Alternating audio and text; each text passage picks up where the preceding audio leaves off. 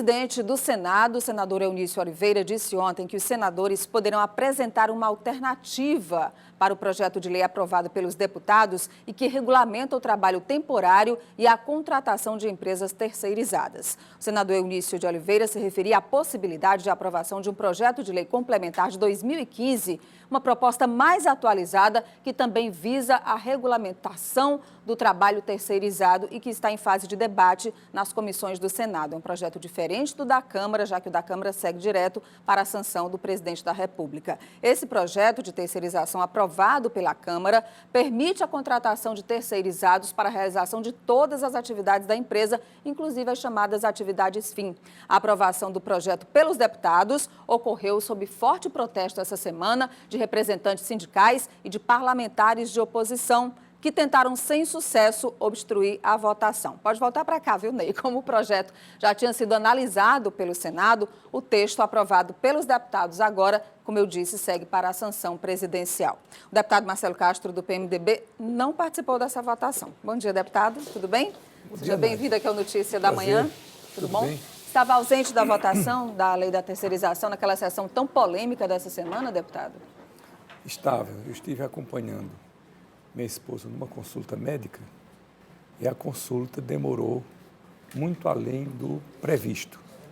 Eu ainda corri, cheguei lá nos instantes finais, mas não deu mais tempo de votar. Se eu tivesse presente, lá, sim, teria votado a favor. Teria votado a favor. Com Apenas certeza. Um deputado do Piauí, o deputado Assis, não votou. E o senhor segue uma orientação do seu partido nesse momento ou é uma convicção pessoal sua? Não, uma convicção pessoal. Eu acho que isso é uma coisa inelutável. Hoje o Brasil tem mais de 12 milhões de trabalhadores terceirizados e hoje é uma tendência das empresas modernas. As empresas hoje não fazem mais o seu trabalho, digamos assim, de fio a pavio. Elas se especializam numa área e terceirizam a restante. No final faz o conjunto e sai o produto final.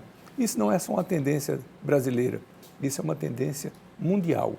Então, nós estamos apenas atualizando uma legislação agora que nós já deveríamos ter feito isso há muito tempo atrás. Aliás, esse projeto é antiquíssimo. É da época do presidente Fernando Henrique Cardoso. É verdade. Mas, por um lado, se regulariza a terceirização, por outro, deputado, o que se contesta, inclusive o Ministério Público do Trabalho, que diz que vai pedir ao presidente Temer que vete alguns trechos desse texto aprovado pela Câmara, pode prejudicar os trabalhadores por suas rescisões, por seus contratos trabalhistas, por seus direitos trabalhistas adquiridos. O senhor não enxerga assim? De maneira nenhuma. Nenhum direito trabalhista foi ferido. O direito adquirido é coisa sagrada. Não adianta nem legislar contra o direito adquirido, que seria em vão. O Supremo jamais concordaria com isso. Agora, o que a gente tem que ver é que no Brasil é um país que tem muitas corporações, muitos grupos defendendo os interesses pessoais. Isso a gente vê diariamente no Congresso Nacional, corporações e corporações, cada um se julga possuidora de mais direito do que as outras. Isso é natural, é do ser humano. Aquele que está recebendo um benefício se acostuma com aquilo, com um determinado tempo ele pensa que aquilo já incorporou, que ele tem direito mesmo e tudo mais. Mas o importante é que o Brasil está avançando na questão da nossa legislação. Nós fizemos essa semana, Nádia, na Câmara Federal, um seminário histórico, internacional, sobre reforma política, trazendo todos os especialistas dos principais países do mundo, como a Espanha, Portugal, Holanda, Bélgica, Estados Unidos, Alemanha, todos imensos países trazendo a sua experiência, o seu conhecimento para a gente se fortalecer aqui. Estamos fazendo também a reforma da Previdência, agora a reforma trabalhista. Este é o momento de fazer as reformas que nós não fizemos lá atrás, que deveríamos ter feito, e fomos empurrando, deixa como está para ver como é que fica, E como é que fica? Não está bom.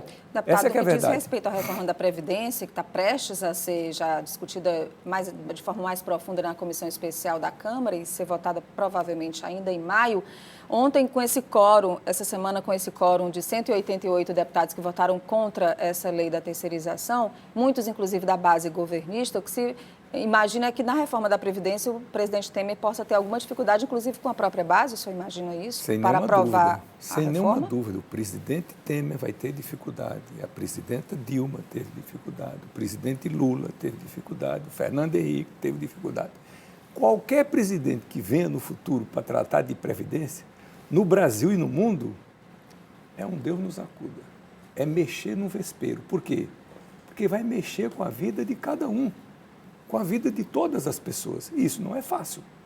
Então, é um problema muito complexo e é preciso que o governo esteja muito seguro, se comunique muito bem para convencer a opinião pública e, em consequência, convencer os parlamentares. Por exemplo, o meu caso aqui. Sim. O brasileiro hoje, graças a Deus, vive 75 anos e meio em média. Nós, homens, vivemos 72 anos. Vocês, mulheres, graças a Deus, Deus é justo, vivem 79 anos. Também, né? Mas o homem do Piauí fica longe disso daí. E o homem do campo do Piauí mais longe ainda. Você tirou minhas palavras da boca. O homem do campo do Piauí vive menos ainda. Como é que nós, do Nordeste, podemos votar uma legislação para o Brasil inteiro, baseado em índice de São Paulo, do Rio Grande do Sul. E o senhor está falando agora da idade mínima da aposentadoria de 65 anos. Da idade mínima de aposentadoria de 65 anos. Que é, teoricamente, uma coisa correta, porque o brasileiro vive mais, mas nós temos disparidades e desigualdades regionais. Não é justo com o trabalhador rural do Piauí, do Ceará, da Paraíba, do Maranhão, do Pará. Então, do jeito que está, eu lhe digo aqui, eu não tenho disposição de votar um trabalhador braçal, porque, Nádia, uma coisa é o trabalho intelectual. Eu acho que você aqui na sua profissão, quanto mais tempo você vai passando, mais experiente você vai ficando, mais capaz você vai ficando, com a melhor visão você vai ampliando e você vai se tornando uma melhor jornalista. Então, eu sou capaz de afirmar que você hoje, que deve ter uns 40 anos, quando você tiver 60 anos, você será um jornalista melhor do que hoje. Com certeza. Com o trabalhador braçal, ocorre exatamente o contrário. Quanto mais novo, maior a capacidade, maior a força. Quanto mais velho, menor a capacidade, menor a força. O seu trabalho é musculoso. Então, essas pessoas, nós precisamos fazer uma distinção bem nítida, bem clara, sob pena de nós estarmos cometendo uma das maiores injustiças da nossa história, com a população mais carente, mais necessitada, tá entendendo? Mais sofrida do país. Então, se depender do senhor, essa idade mínima não passa, e eu acho que essa Mas também é uma voz de muitos deputados. Sem nenhuma possibilidade de eu votar que um trabalhador do campo vai se aposentar com a mesma idade de um trabalhador intelectual administrativo que trabalha no ar-condicionado, só se eu não tivesse juízo. Bom, eu queria agradecer ao deputado Marcelo Castro, participando aqui do Notícia da Manhã. Sempre bom recebê-lo, deputado.